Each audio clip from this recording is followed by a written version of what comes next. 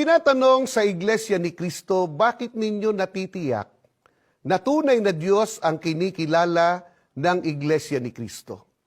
Sapagkat ang kinikilala po naming Diyos ay ang Diyos na kinikilala ng Panginoong Hesukristo at ng kaniyang mga apostol. Ganito po ang mababasa sa Juan 17:3 at 1. Pagkasabi ni Jesus ng mga ito, tumingala siya sa langit at kaniyang sinabi, Ama, dumating na ang oras. Luwalhatiin mo ang iyong anak upang luwalhatiin kaniya.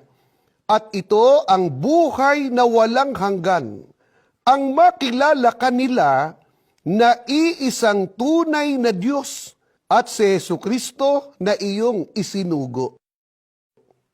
Maliwanag sa ating binasa na pahayag ng pinakadakilang sugo ng Diyos, ang ating Panginoong Hesukristo, na ang Ama ang iisang tunay na Diyos na kinikilala niya at ipinakikilala niya.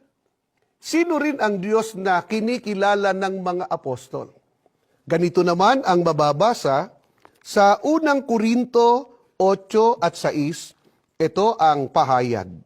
Subalit para sa atin ay iisa lamang ang Diyos, ang Ama, na lumikha ng lahat ng bagay, at tayo'y nabubuhay para sa Kanya.